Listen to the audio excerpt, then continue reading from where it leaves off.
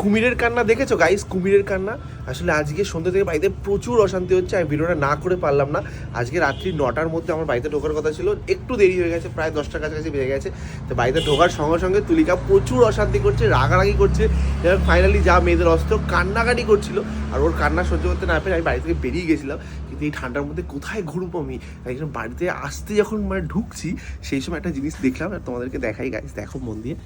ঘরে ঢুকতে গিয়ে দেখি তুলিকে এরকম আয়নার সামনে দাঁড়িয়ে মেকআপ করছে রীতিমতো, চোখে জল ঢালছে যাতে কান্নাটা বোঝাতে পারে। ভাবতে পারছো কি পরিমাণে অ্যাক্টিং করছে। আমি তো ভাবলাম ও সত্যি সত্যি কষ্ট পেয়ে কাঁদছে, অভিনয় পুরো জিনিসটা। এই তুলিকা বাইরে কি হলো, কাঁদছো কেন? আমি সব দেখেছি, অভিনয় করবা না একদম। এই আমি সব দেখেছি, তুমি মেকআপ করেছো, কান্নাকাটি, অভিনয় সব। তোমার পকেটে মনে হচ্ছে একটা মেকআপের কিছু রাখলে, লিপস্টিক মনে হচ্ছে রাখলে। কি অভিনয়! আমি তো ভালো সত্যি